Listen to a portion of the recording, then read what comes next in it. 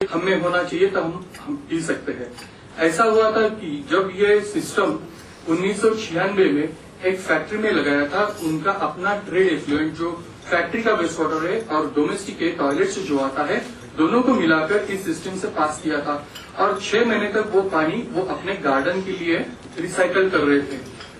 उनकी अपनी 1200 वर्कर्स की स्ट्रेंथ थी और वो 1200 वर्कर्स खाना खाने से पहले उसी पानी से हाथ धोते थे।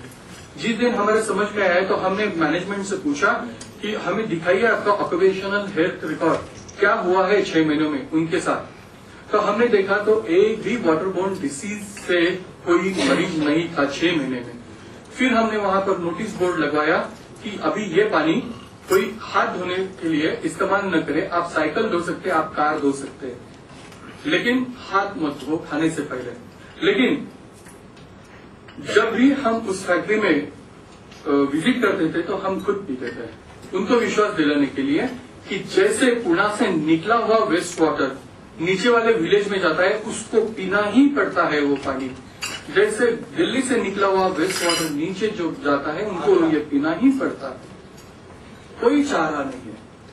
तो इसके लिए नदी की अपनी जो स्वयं शुद्धिकरण प्रक्रिया है, ये हम नेचुरल प्रोसेस से रिवाइज कर सकते हैं। ये जो हम फोटोग्राफ दिखा रहे हैं आपको, ये तालाब है हैदराबाद का, 27 एकर्स का तालाब है, उसमें पूरा इंडस्ट्रियल वेस्ट वाटर है और वो पीक हो चुका है। और उसके बाजू में सुवेज ट्रीटमेंट, पहले तो वो इंडस्ट्रियल वेस्ट वाटर करना चाहते थे, लेकिन उनके समझ में आ गया कि ये नहीं होगा, इस सिस्टम से ये वेस्ट वाटर ट्रीट नहीं हो पाएगा, इसलिए उन्होंने सुवेज ट्रीटमेंट प्लांट में कन्वर्ट कर दिया। लेकिन ये पूरा 27 एकड़ पिंक है और उसका बहुत ही गंदी स्मेल आ रही है, इसीलिए उन्होंने आज तक उसका उद्घाटन नहीं किया। इसीलिए हमने वहां पर पायलट प्लांट लगाकर दिखा दिया कि ये जो पिंक कलर है आप बिल्कुल कम कर सकते हैं, लेकिन अभी भी एडमिनिस्ट्रेटिव डिले चल रहा है कि कब डिसीजन ले इसका। ये हो गया पॉइंट सोर्स, जहां से प्रदूषण निकल रहा है वहां पर हम लगा सकते हैं। लेकिन एक बार प्रदूषण आपके नाले में आ जाए तो उसका क्या करें, उसको नॉन पॉइंट सोर्स हम कहेंगे। और हर जगह से आते रहते हैं ये प्रदूषण।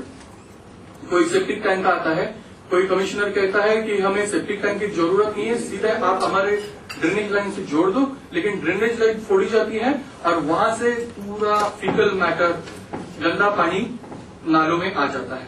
तो ऐसे सिस्टम को, ऐसे नाले को साफ करने के लिए हमने वर्टिकल जो फिल्टर होता है उसको हॉरिजॉन्टल में कन्वर्ट कर दिया, इनोवेट कर दिया। और ये जो आप देख रहे हैं लोग चल रहे हैं उसके ऊपर, वो डेवलपमेंट के दौरान है कि वो उसको हम ग्रीन ब्रिज कहने लगे। और वही सिस्टम हम जब नीचे किए हैं दूसरे नाले पे, ये 2003 और 2004 में हमने ये सिस्टम्स लगाए थे। तो ये जो जगह थी ये पूरी पिकनिक स्पॉट जैसे बन गई, वहां पर माइग्रेटरी बर्ड्स भी आने लगे और उसका जो प्राण वायु है जो सबके लिए जरूरी होता है, लिविंग सिस्टम के लिए जरूरी होता है, वो प्राण वायु का कंसंट्रेशन उसमें बढ़ गया। तो ये कुछ और फोटोग्राफ्स है कि जहां पर आप देखेंगे बर्ड्स भी आ गए वो वहां पर चढ़ने के लिए। तो ये मशीन वगैरह इस्तेमाल करके हम ये सिस्टम नाले पे डेवलप कर सकते हैं। एक जो तालाब था हैदराबाद में, वहां पर हमने ये इको टेक्नोलॉजिकल सिस्टम्स लगाए। तो आप देख रहे हो उस फोटोग्राफ में तालाब में एक बोरवेल है, वहां पर पंपिंग सिस्टम जैसे दिखाई दे रहा है, वो सोर्स है, स्रोत है बाजू वाले विलेज का। वो 5000 लोगों की बस्ती थी।